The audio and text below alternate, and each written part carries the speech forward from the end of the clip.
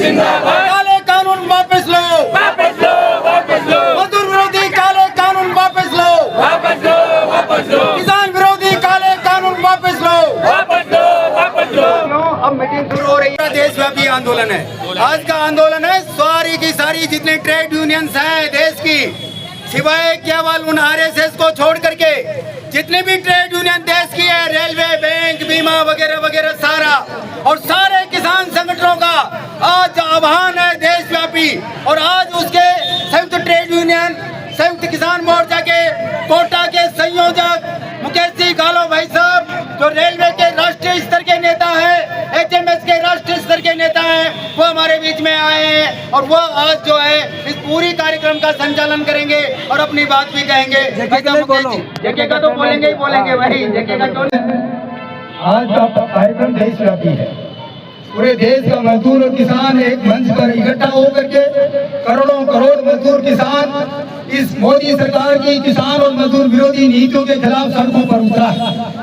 अनेकों आंदोलन किया है, रेलवे के मजदूरों ने किया, बैंक के मजदूरों ने किया, बीमा के मजदूरों ने किया, केंद्रीय कर्मचारियों ने किया, राज्य कर्मचारियों ने किया, लेकिन ये सरकार आमादा है क्योंकि ये सरकार अमीरों की है, ये सरकार टाटा बिरला की है, ये सरकार अंबानी अडानी की है। दूसरी तरफ किसानों के साथ अन्याय हो रहा है, किसानों के साथ जो समझौता हुआ था उसको लागू नहीं किया, उल्टा अमेरिका के साथ में समझौता करके इस देश के किसानों को अमेरिका के पूंजीपतियों का गुलाम बनाने की साजिश है। आने वाले समय में अमेरिका के साथ, यूरोप के साथ समझौता होता है, इस देश का किसान बर्बाद हो जाएगा, चाहे वो सोयाबीन पैदा करने वाला किसान हो, चाहे कपास पैदा करने वाला किसान हो, चाहे वो दूध पैदा करने वाला किसान हो। इसलिए आज मजबूर होकर के देश के तमाम लाखों करोड़ों लोग सड़कों पर उतर करके जेल भरने के लिए आए।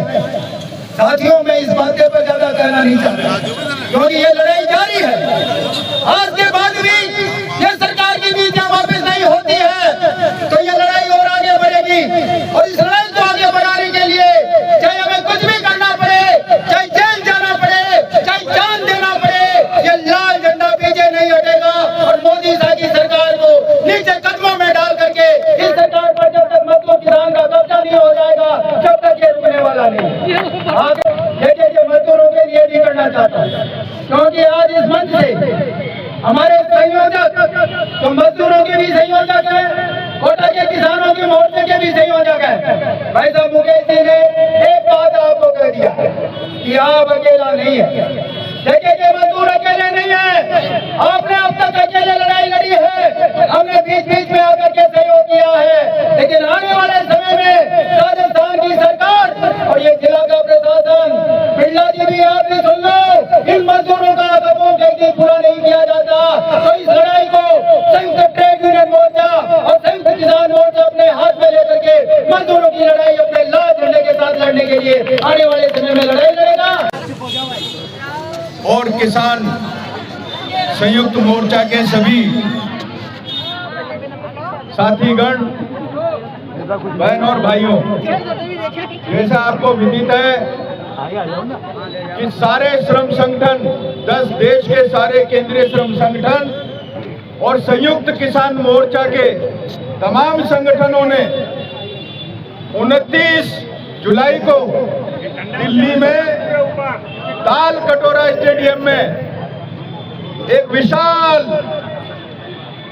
कन्वेंशन आयोजित करने का काम किया था और मैं स्वयं भी उस दिन पूरे दिन ताल कटोरा स्टेडियम में था और सभी केंद्रीय श्रम संगठनों के और किसानों के संयुक्त संगठनों ने एक मत होकर, ताल कटोरा स्टेडियम में पांव रखने की जगह नहीं थी, जितने आदमी अंदर थे उतने बाहर थे।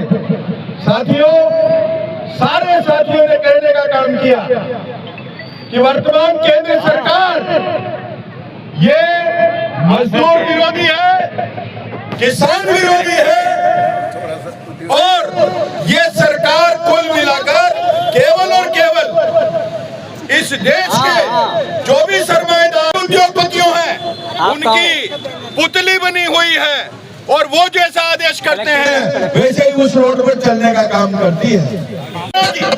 और उसी श्रृंखला में 44 राष्ट्रीय श्रम कानूनों को इनको संशोधित कर इन उद्योगपतियों के सामने, उनके संगठनों के सामने लाल कारपेट बिछाने का काम किया, 4 श्रम संहिताओं को लाने का काम किया, जिससे आपका मजदूरों का जो हक है, जो अधिकार है, जो हमारे पूर्वजों ने एक लंबा संघर्ष करके और उसको हासिल करने का काम किया था, बलिदान देके हासिल करने का काम किया था, आज उस पर तमाम तलवारें चला करके और उसको सीमित करने का काम कर दिया, उस हक को छीनने का काम कर दिया।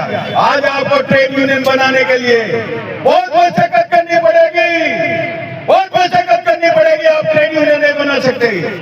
आपको कहीं भी जो पहले सरमाएदार यदि कानूनों का उल्लंघन करते थे, कार्यस्थल पर आपको प्रताड़ित करते थे, तो वहां पर उनको प्रोसिक्यूशन का प्रावधान था, न्यूनतम वेतन नहीं देते थे, प्रोसिक्यूशन का प्रावधान था।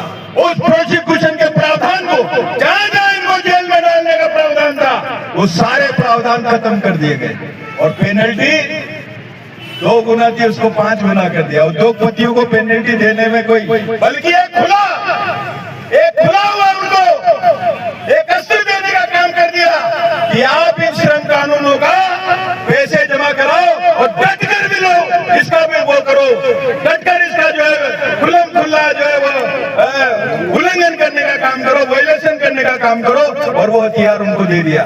मैं ज्यादा नहीं बोलना चाहता, अभी सारे साथी 5-5 मिनट में हर वक्त सेंट्रल ट्रेड यूनियन का अपनी बात रखेगा। यही हाल किसानों का, किसानों को MSP का जो बनना चाहिए था, आज कितने किसानों ने आंदोलन किया था, सरकार झुकी, लेकिन फिर भी ये अपनी उससे बाज नहीं आए, ये अपनी औकात से बाज नहीं आए, और इन्होंने जो समझौता किया था उसको लागू करने का काम नहीं किया, बल्कि अडानी अंबानी के दबाव में आज भी ये प्रयास कर रहे हैं कि पुनः हम ये पूरा कृषि का जो भी बिकाने का जो प्रोसेस है, इस प्रोसेस को उनके हवाले करने का काम करते हैं। साथियों, चाहे वो किसी भी मसले का काम हो, मजदूरों का, किसानों का, आज ये सरकार बिल्कुल सरमाएदारों के दबाव में आकर उनके अधिकारों को कुचलने का काम कर रही है। और इसी श्रृंखला में तालकटोरा में 29 तारीख को सर्वसम्मति से निर्णय लिया गया कि यदि सरकार अभी भी अगर नहीं चाहती है, निश्चित रूप से हमारा कल भारत छोड़ो अभियान का 9 तारीख को जो है वो मामला था, उसको लेकर 9 तारीख चूंकि छुट्टियां थी, इसलिए 10 अगस्त के दिन पूरे देश में, हर प्रांत में, हर जिलों पर, हर संभाग पर एक विरोध प्रदर्शन करके किसान और मजदूर एक ज्ञापन राष्ट्रपति के नाम देने का काम करेंगे। और आज उसी श्रृंखला में आज कोटा के अंदर ये प्रदर्शन का आयोजन किया गया। अभी मैं स्टेशन से आ रहा था, सारे रास्ते जाम कर रखे हैं कांवड़ यात्रा में, इतने ही साथी भी सम्मिलित होने वाले हैं, उनको माला रोड से ये मिलिट्री रास्ते से होकर के यहाँ पहुँचने का काम होगा। साथियों, मैं आपसे कहना चाहूंगा, और 2100 को रोजगार दूंगा, रिटायरमेंट देते हुए रखूंगा, मेरे पास बहुत शक्ति, बहुत पैसा है। कहाँ गया पैसा भाई? हमारा बात तो पैसा कबाड़ी करके पैसा दिया मस्जिदों बेचकर, और ये सरकार कहते साहब, यहाँ के सरकार को भी मेरी सरकार चेक के रही मछली निकाल के बेच के खा गया। और कहते साहब ने कहा ये 5% करोड़ मांग रही नहीं है, नहीं मांग रही, इनको रिटायरमेंट देने तक आपको पैसा देना था, नहीं दिया, और सरकार इसलिए 2100 मजदूरों को रिटायरमेंट देने पैसा दे, वो लेकिन 4200 मजदूरों का हमारा वादा है। हमारा केस सुप्रीम कोर्ट में भी चल रहा है मजदूरों का, 4200 मजदूरों का। ये गलत फहमियां है किसी की, इसलिए हम जीतेंगे और हमें कोई हरा नहीं सकता।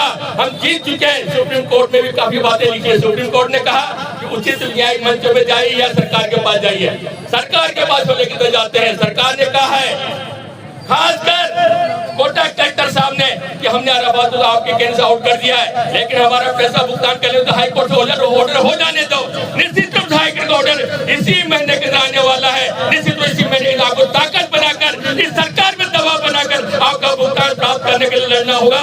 तो सरकार को बैठा देगा, इससे धरना जब तक पैसा नहीं मिल जाता तब तक धरना जारी रहेगा। इन्हीं बातों के साथ किसान मोर्चा जो हम दबल हो रहे, इनके बारे में हमारे नेता बताएंगे, लेकिन मेरे दिल की पीड़ा जैसे थी मैंने बता दी। लेकिन किसान और मजदूर के साथ हमेशा में कंधा जाए मन देता तो लड़ते रहेंगे। इन्हीं बातों की बात समाप्त। धन्यवाद। राष्ट्रीय महामंत्री, उपाध्यक्ष, कई पदों पर नेतृत्व कर चुके और जिन्होंने अपना जीवन किसानों के, मजदूरों के संघर्ष के लिए लगाया।